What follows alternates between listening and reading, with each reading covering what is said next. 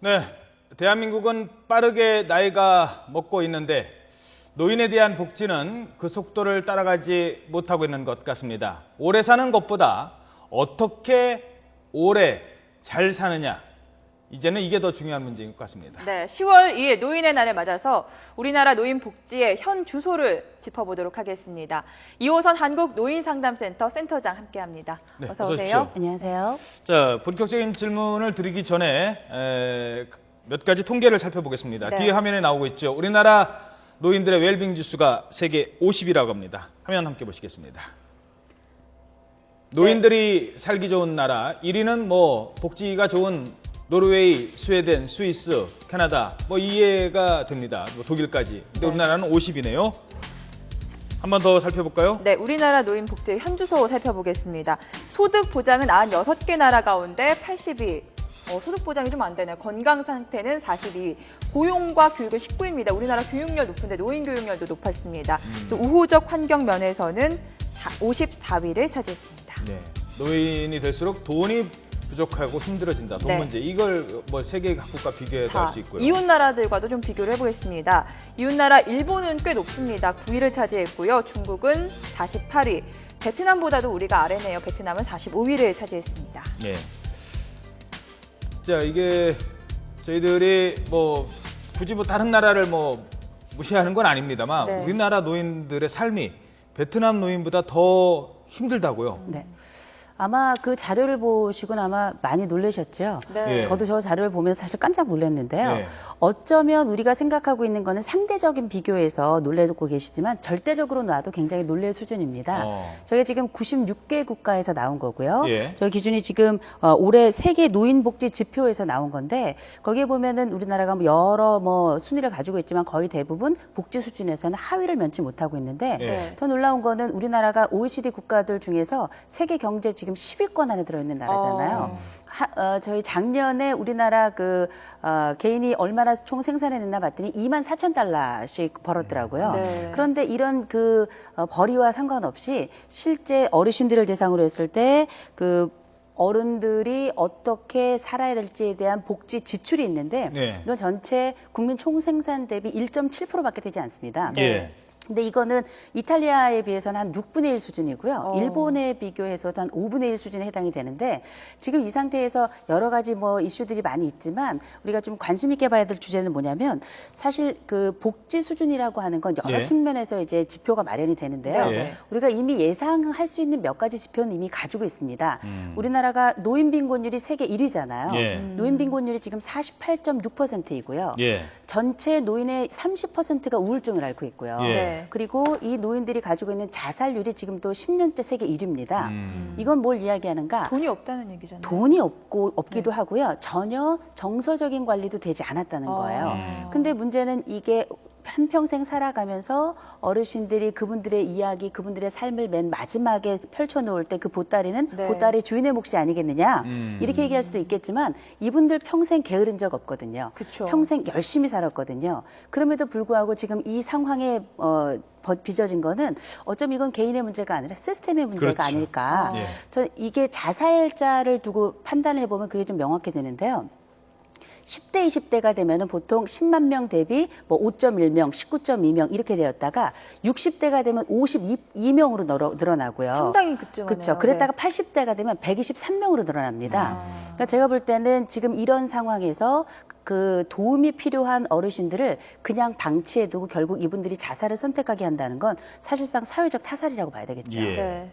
제가 가장 충격적으로 좀 다가왔던 지표가 소득 보장 부분이에요. 80인데요. 연금 얘기인 것 같아요. 네. 결국 소득 보장이 안 된다면은 늙어서도 계속 일할 수밖에 없다 이런 얘기가 되지 않겠습니까? 그렇죠. 늙어서도 일을 하면 좋죠. 네. 그래서 뭐 지금 청년들이 불만이 많잖아요. 이제 60세에서 64세 그렇죠. 사이에 있는 그 고용 정도를 봤더니만 이제 이미 어르신들이 청년들, 20대 청년들을 뭐 초과했다 이런 얘기를 하는데 네. 사실은 그거는 60세에서 64세에 해당되는 분들이고 그 이외의 연령대에는 완전히 떨어집니다. 그렇죠. 거기다 두 번째로는 이분들이 받는 전체적인 비용을 보면 월급을 보면 단순 노무직이기 때문에 굉장히 적거든요. 100만 원 이하가 거의 대부분이고요. 네. 예. 그렇기 때문에 빈곤율이 높아지는 거긴 한데 문제는 우리나라가 정책적으로 일을 통한 복지, 고령자 복지를 일을 통한 복지를 추진하고 있지만 예. 지금 70대, 80대는 일을 할 수 없거든요. 네. 일을 할 수 없는 분들을 통해서 일을 통한 복지를 한다면 이분들의 복지는 통째로 없어지는 거죠. 그렇죠. 싱크홀이 발생하는 겁니다. 게다가 지금의 노인이 어떤 분은 사실 저희 아버지 어머니 세대거든요.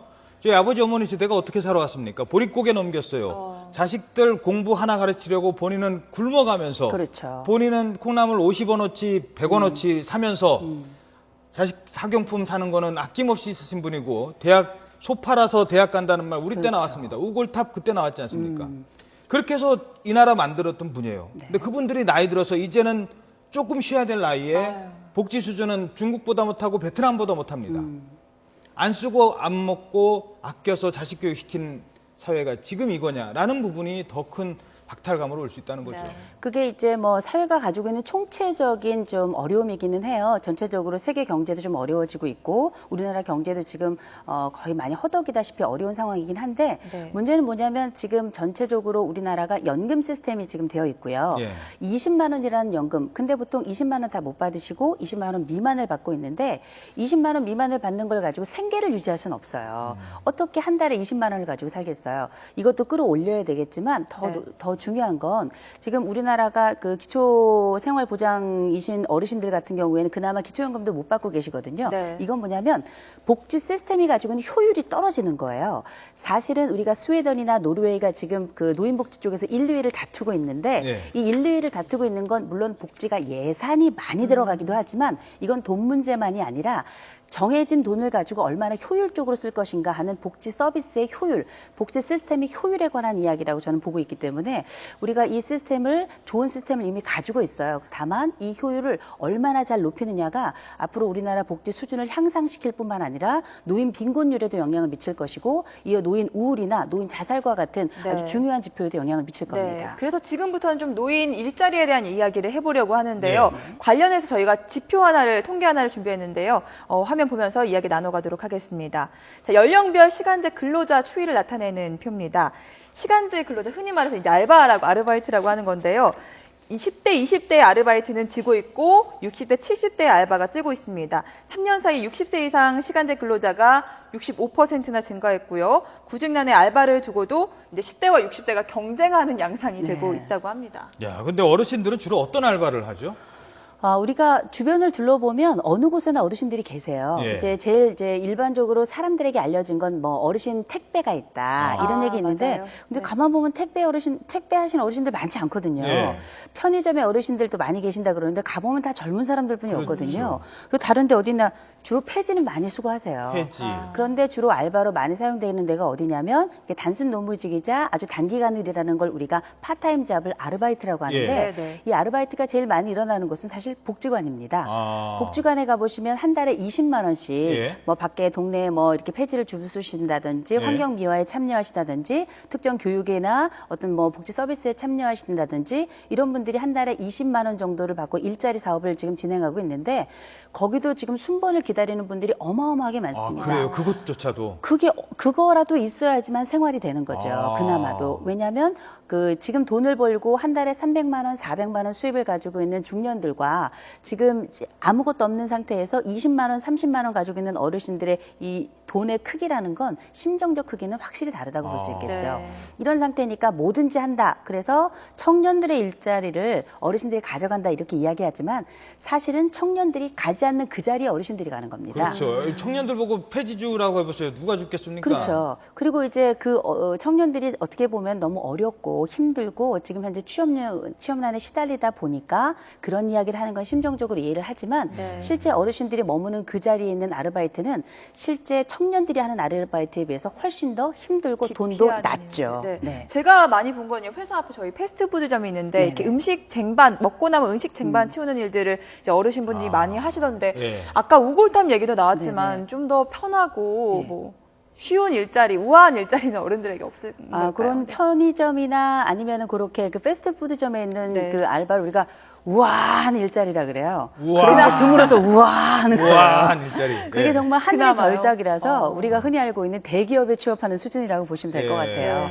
그것마저 하기도 어렵기 때문에 아, 그렇습니까? 요새는 왜 아르바이트를 전문적으로 이렇게 연결해주는 그 기업이 있잖아요. 네. 거기에 보면 고령자들을 위한 코너가 따로 있어요. 아. 그럴 정도로. 근데 거기에 보면 청년들 못지않게 많은 인원들이 들어와서 일자리를 찾고 있는 분들이 많이 있거든요. 아파트 경비업체나 건물 이렇게 관리하시는 분들도 이제 좀 연세 드신 분들이 있는데 이런 것도 구하기 힘든가요? 안 해보셔서 그렇습니다. 네. 이게 하늘의 별따기고요. 심지어는 뒷거래를 통해서 돈을 넣어야 경비를 할 수 있다 이런 얘기가 될 정도로 요새는 또 이렇게 시스템을 통해 가지고 경비가 많이 줄어드는 상황이에요. 네. 주차장 이런데. 그렇죠. 이렇기 때문에 거기에 들어가는 건 정말 하늘의 별따기고 보통 그렇게 들어가서 채용된 인력은 보통 뭐 1년 혹은 그 이상의 일을 할 수 있잖아요. 재계약을 네. 통해서. 그렇죠. 물론 비정규직입니다. 어. 그러나 그럼에도 불구하고 이런 장기적인 일자리보다는 우리가 편의점이라든지 이런 건 한 달 한 달로 계약을 그렇죠. 하는 거잖아요. 네. 이런 계약 주급받는. 그렇죠.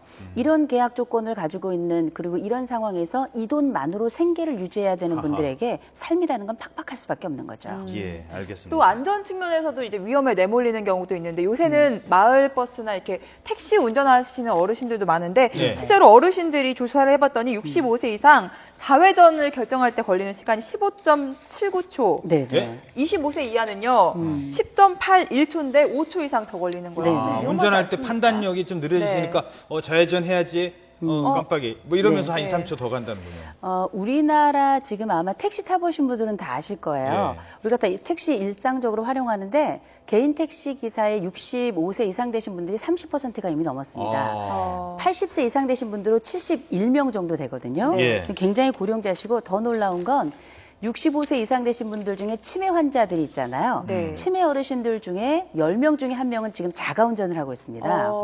얼마 전에 저 치매 환자분이 운전하시다가 사고 냈던 네, 네. 뉴스도 접한 적이 그렇죠. 있어요. 네. 근데 이게 지금 우리나라에서 앞으로 고령화가 빠르게 진행되고 있으면서 어르신들하고 운전 못하는 건 아니에요. 예. 당연히 운전하시고 또 불편하시기 때문에 운전이 굉장히 이동에 좋은 수단이 될 겁니다. 근데 문제는 뭐냐면 아까 말씀하신 것처럼 일단 브레이크를 조작하거나 네. 상황을 전반적으로 파악하는 방식이나 또 청력이나 시력 저하 뭐 이런 것들이 동시다발적으로 노화와 더불어 퇴화가 일어나기 때문에 네. 이런 감소가 사실상 전방위적으로 주의를 기울여야 하는 운전 상황에서는 위험 요소일 수밖에 없거든요. 그렇다 보니까 점차 고령자들의 운전도 늘어나고 그에 따른 사고도 늘어나고 있는 상황이라 예. 지금 어떤 적절한 조치가 좀 필요한 상황에 이미 와 있고 왜 그런 생각을 해봅니다. 뭐 자기 애는 애지중지 막 키우면서 그러니까요. 네. 내 뒤에 아이가 타고 있네, 뭐 제가 초보네 하면서 뭐 그거는 우리 아이 빵빵 되는 소리에 놀랄까봐 네. 뒤에 별걸 다 붙여놓잖아요. 네네. 뒤에 우리 어르신 부모님 타고 있습니다. 사람 하나도 없습니다. 적어도 그렇죠. 뭐 그렇게까지는 안 바랄게요. 제가 운전하는 분이 65세 이상 노인이라면 네. 저는 노인 운전자입니다라는 정도는 좀 정부에서 좀 해주게 좋네요. 만들면 네. 실버 좀 늦게 가더라도. 마크는 실버 마크라는 게 있어요. 예. 아, 실제로 예, 예. 있습니까? 그러니까 뭐 요새는 말씀하신 대로 뭐 까칠한 아이가 타고 있어요. 뭐 이런 어허. 거 많이 있잖아요. 예. 그런 거와 비슷하게 지금 어르신이 타고 있습니다. 운전 중입니다. 아주 간혹 드물게 이렇게 실버 마크가 붙어 있는 차량들이 있긴 있는데 예.